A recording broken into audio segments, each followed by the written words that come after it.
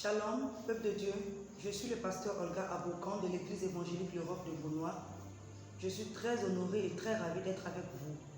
Je veux aussi saluer la vie de mon père spirituel, le bishop Zando, Marc-Antoine Zando, qui me fait l'honneur et le privilège de pouvoir partager ces instants d'édification avec vous. Le titre de mon message s'intitule tout simplement « Nul n'est indispensable ».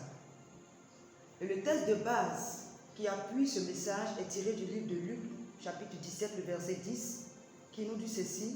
« Vous de même, quand vous avez fait tout ce qui vous a été ordonné, dites, nous sommes des serviteurs inutiles, nous avons fait ce que nous devions faire. » Seigneur, bénis ta parole, fais-nous du bien, au nom de Jésus. Amen. Ce matin, je veux qu'on puisse comprendre que lorsque Dieu nous fait la grâce de nous positionner à un poste, lorsque Dieu nous fait la grâce d'être élevés à un poste, ce n'est pas parce que nous sommes meilleurs que les autres. Ce n'est pas parce que nous avons plus de valeur que les autres. Mais cela vient de Dieu.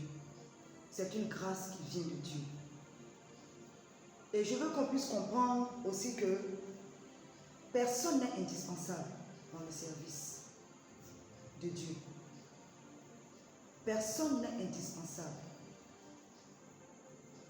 Et là où Dieu te positionne, là où Dieu t'a positionné en ce moment, il faille que tu puisses comprendre que c'est une faveur que Dieu t'a fait. Nous devons apprendre à servir Dieu dans l'humilité. Nous devons apprendre à travailler pour Dieu dans l'humilité. Et il y a trois causes sur lesquelles je veux m'étaler qui peuvent pousser Dieu à nous remplacer là où il nous a placés lui-même. Et la première cause, c'est la cause de la désobéissance. La désobéissance du roi Saül a poussé Dieu à le remplacer par le roi David. La reine Vashti aussi a été remplacée par la reine Esther à cause de sa désobéissance. Esther chapitre 1. Le roi Saül, qui était un roi aimé par son peuple, qui a accompli de grands exploits avec Dieu, a été remplacé par David, tout simplement parce qu'il a désobéi à Dieu à un moment donné de sa vie de roi. Nous pouvons lire cette histoire-là dans le livre de 1 Samuel chapitre 16, le verset 1. La troisième cause qui peut pousser Dieu à nous remplacer, c'est la cause de l'orgueil. La cause de l'orgueil. Belshazzar était un roi. Il était roi, c'est vrai, mais il était un roi orgueilleux. Il était un roi qui opprimait, qui oppressait son peuple. Il était un roi qui était méchant avec son peuple. Et cela, il l'a payé de sa vie, puisqu'il a été remplacé par le roi Darius. Daniel chapitre 5, le verset 30 à 31. La troisième cause de remplacement, c'est la cause de la colère. Moïse, qui a conduit le peuple de Dieu, qui devait, après tous ces exploits qu'il a accomplis avec le Seigneur, après toutes ces batailles qu'il a remportées avec le Seigneur, n'est-ce pas Moïse qui a fait traverser le peuple de Dieu par la mer Rouge? N'est-ce pas Moïse qui, avec le peuple de Dieu, a expérimenté la puissance de Dieu lorsqu'il devait sortir de l'Égypte? Mais Moïse a été remplacé par Josué, tout simplement à cause de la colère. Pourquoi? Il s'est irrité. Il s'est mis en colère. Le peuple de Dieu l'irritait. Et à cause de cette colère-là, lorsque Dieu lui a demandé de parler au rocher, Moïse a frappé du rocher. Et cette colère-là a poussé Dieu à l'enlever de sa position pour le remplacer par Jésus. Donc, en tant qu'enfant de Dieu, nous devons comprendre que c'est une faveur, c'est une grâce, c'est une opportunité que Dieu nous accorde lorsqu'il nous positionne. Que ce soit en tant que roi, en tant que responsable, en tant que président, en tant que serviteur de Dieu, en tant que responsable d'une structure, en tant que DG d'une société. Dieu t'appelle la grâce d'avoir une grande société. Tu gères des hommes. Mais ce n'est pas pour autant que tu dois utiliser cette position-là pour oppresser. Tu dois utiliser cette position-là pour te croire meilleur, pour te croire au-dessus de ton prochain. Non, c'est une grâce que Dieu te fait. Et ce que Dieu attend de nous, c'est que nous puissions le servir là où nous a positionnés pour sa gloire. Nous puissions servir aussi notre prochain par ses grâces, par ses positions qu'il nous accorde. Donc, nous allons prier ensemble pour ces trois causes qui peuvent à un moment donné pousser Dieu ou emmener Dieu à nous remplacer. Nous allons prier pour la première cause, qui est la cause de la désobéissance. Nous allons prier pour que Dieu nous aide à être plus attentifs à sa voix. Lorsque Dieu te parle, lorsque Dieu te donne des instructions, il faut que tu puisses les respecter. Que la chair, que ton intelligence, que tes réflexions personnelles ne viennent pas avaler, ne viennent pas étouffer la voix de Dieu en toi.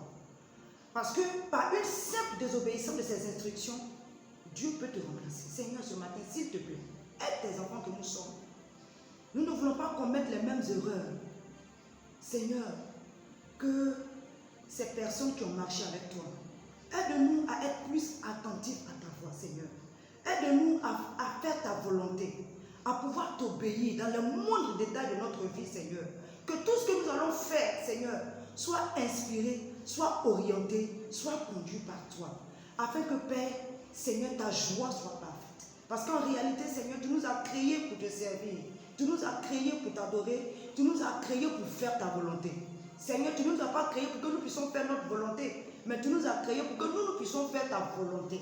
Seigneur, aide-nous dans ta grâce. De par nous-mêmes, nous ne pouvons pas. Mais nous avons besoin de ta grâce. Que ton esprit nous aide à pouvoir, oh mon Dieu, entendre ta voix, à pouvoir, oh mon Dieu, obéir à ta voix. Quelles que soient, Éternel mon Dieu, les instructions, qu'elles soient bonnes ou mauvaises, mais lorsque cela vient de toi, Père, accorde-nous la grâce, la force nécessaire de pouvoir t'obéir pour la seule gloire de ton nom. Nous allons prier pour la deuxième cause qui peut emmener Dieu à nous remplacer, la cause de l'orgueil. Nous allons prier ensemble afin que Dieu nous aide à ôter en nous toute forme d'influence de l'orgueil. Toute forme d'influence de l'orgueil. Que Dieu dans sa grâce nous aide à pouvoir marcher avec lui dans l'humilité. Que Dieu dans sa grâce nous aide à pouvoir comprendre que là où il nous a positionné, le poste élevé, quel que soit ton niveau, quel que soit le niveau d'élévation, que l'orgueil ne puisse pas prendre le dessus. Seigneur, ce matin, aide-nous, s'il te plaît. Nous refusons d'être remplacés à cause de cela. Nous refusons d'être remplacés à cause de l'orgueil. Ce matin, aide tes enfants que nous sommes. Fais taire en nous, Seigneur, toute forme d'orgueil, toute influence de l'orgueil qui pourrait nous emmener, oh mon Dieu, à nous éloigner de toi, à nous éloigner de tes voies. Seigneur, ce matin dans ta grâce, Seigneur, souviens-toi de nous, que tout esprit d'orgueil, toute influence d'orgueil, Seigneur, par laquelle l'ennemi est en train de passer, oh mon Dieu, pour nous faire échouer, pour arrêter notre destinée. Seigneur, ce matin, nous voulons briser cet esprit d'orgueil en nous, Père. Seigneur, tu nous accordes un cœur d'enfant, afin que, oh Père, tu puisses, Éternel mon Dieu, nous faire arriver à bon port pour la seule gloire de ton nom. La troisième cause qui peut amener Dieu à nous remplacer, c'est la cause de la colère. S'il te plaît, mon Dieu, Moïse a été remplacé à cause de la colère. Après tout ce qu'il a accompli avec toi, Seigneur, tu l'as écarté. S'il te plaît, dans ta grâce, dans ta bonté, Seigneur, aide-nous à manifester l'amour. Aide-nous à marcher dans l'amour, Seigneur. Seigneur, apprends-nous à être patients avec nos frères, nos sœurs. Apprends-nous à être patients avec toi, Seigneur. Lorsque tu nous fais passer par des épreuves, lorsque tu permets des situations difficiles dans nos vies, Seigneur, apprends-nous à être patients.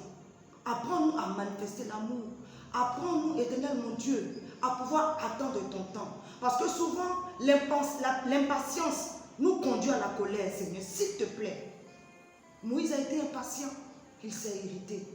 S'il te plaît, nous refusons, Éternel mon Dieu, de pouvoir avorter. Nous refusons, Éternel mon Dieu, d'empêcher que ton plan parfait, Seigneur, s'accomplisse dans nos vies à cause de la colère.